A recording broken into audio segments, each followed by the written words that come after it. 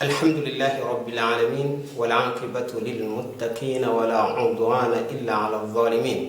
وأشهد أن لا إله إلا الله ولي الصالحين وأشهد أن محمدا عبده ورسوله الصادق الوعد الأمين وعلى آله وصحبه إلى يوم الدين أما بعد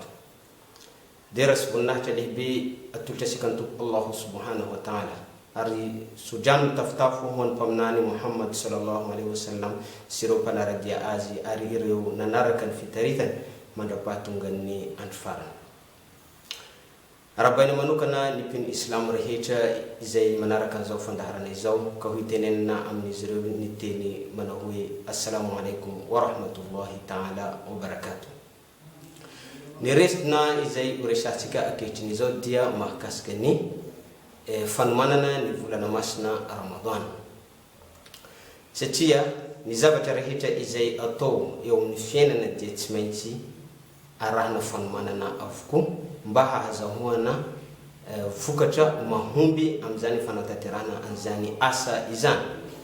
Ireo sahabatin nabi sallallahu alaihi wasallam dia niomana tokoa amin'izany volana masina Ramadan izany. En volana mialoha izy ireo dia miomana ny fahatongavana volana masina Ramadan izany ary volana atyaorina kosa izy ireo dia mametra beloma ary mangataka amin'ny Allah subhanahu wa ta'ala hatrany mba ho anisan'ny fanompoana izay nakasitrahany Allah subhanahu wa ta'ala ireo fanompoana izay notanterahany izy ireo tao anatin'izany volana masina Ramadan izany. Raha manaporofo zavatra izany eo amin'ny fiainantsika pino islam dia tehanaporofo ary te hilaza amitsika hatrany fa ireo sahaba dia miaina ao anatin'ny jaon Ramadan na ao anatin'ny atmosferan Ramadan fona izy ireo mandritra ny taona iray manontolo. Araka ny fantatra ihany koa izy ireo fa tonga ny volana masina Rajab dia miteny izy ireo hoe Allahumma barik lana fi Rajab wa Sha'ban wa ballighna Ramadan. Tompo umeo fahasoavana izahay amin'ny volana masina Rajab ity sy ny Sha'ban ary atovy izahay mba ho tratran'ny volana Ramadan. Ka itsika ry rahalahy azaina isany sy ranabavy azaina isany dia anisan'ny fanomanana farany tsara indrindra ny favonosana ara-panahy isti'dad nafsi, favonosana ara-panahy ny hiatrehantsika ny an'izany volana masina Ramadan izany ary manatanteraka doa hatrany itsika mangataka amin'ny tompo Allah subhanahu wa ta'ala mba ho tratrany izany volana Ramadan izany amin'ny andro izay vitsivitsy sy sa tavela ankehitriny izao. Noresana manokana ny fanomanana ny volana masina Ramadan satria ny fanomanana wa dia tsy maintsy tanterahana rehefa hanatanteraka asa na dia ny asa zay azo lazaina tsy dia manahoana firy eo amin'ny fiainan'ny zanak'olombelona aza dia tsy maintsy maharahana fanomanana avokoa rehefa hanatanteraka an'izany asa izany. Ohatra amin'izany ny filalaovana baolina ohatra. Ireo mpilalao baolina rehefa hiatrika tournoi anankiray na hiatrika championnat anankiray dia tsy maintsy misy fanomanana ataony izy ireo, misy fanajaran-tena ataony izy ireo. Tahaka izany koa ny mpianatra rehefa hiatrika fanadinana dia tsy maintsy manomana, tsy maintsy arahana fanomanana izany hiatrehan'izany fanadinana izany.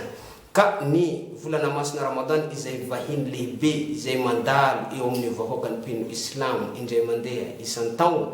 dia tsy maintsy arahana fanomanana izany satria tsy fantatranao izany mahafantatra fa mbola ho tratran'ny volana masina Ramadan indray tsika amin'ny taona manaraka. Izany mahafantatra na dia ny andro vitsivitsy efa sisa tavela ankehitrin'izao ka hoe hatoko tena izy fa tsy maintsy ho tratran'izany volana masina Ramadan izany. Nohon' izany dia tokony mipetraka eo amin'ny finiavan'ny pino islam tsirairay fa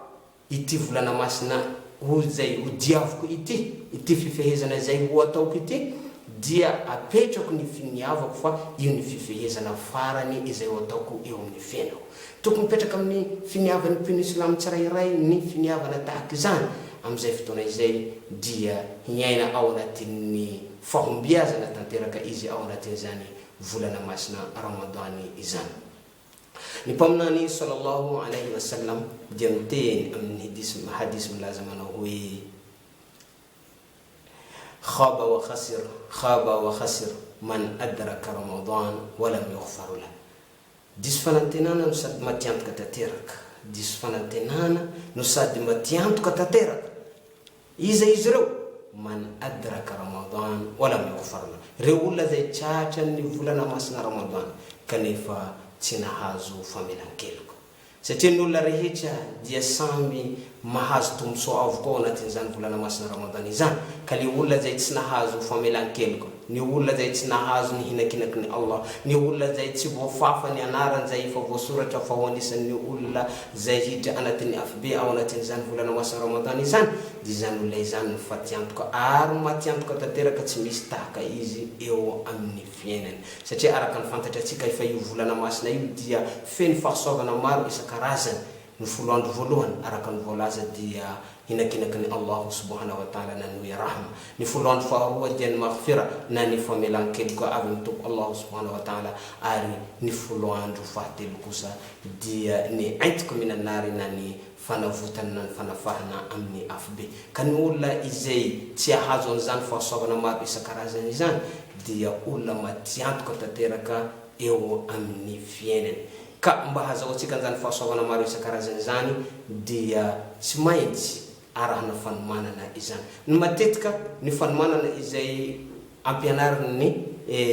ireo manampahaizana ireo mpampianatra dia ny fanomanana amin'ny resaka istindad nafsina ny fanomanana ara-panahy fahavonosana ny fanatanterahana karazana ibadat maro alohan'ny fahatongavan'ny ramadan fanazaratena amin'ireo famoahana sadakat fanomezana fanazaratena amin'ny fanatanterahana ireo nawafil na ireo sunan na ireo sunan pamanany sallallahu alaihi wasallam ny fialana amin'ny fahotana ny fibebahana amin'ny tompo Allah subhanahu wa ta'ala hentsika imbetsaka izany fanomanana izany amin'ny endrika tahaka izany kanefa kosa ny fanomanana izay tiako hovelbelarina eto androany dia ny fanomanana amin'ny fahafantarana ireo lalàna sy ny didy amandalana mahakasika an'izany fifehezana izany inshallah tabaraka wa ta'ala izay ho resantsika amin'ny manaraka ny karazana fanomanana amin'izay lafiny izay tsy dia fihentsika matetika izay aqulu qawli hadha wa astaghfirullah li wa lakum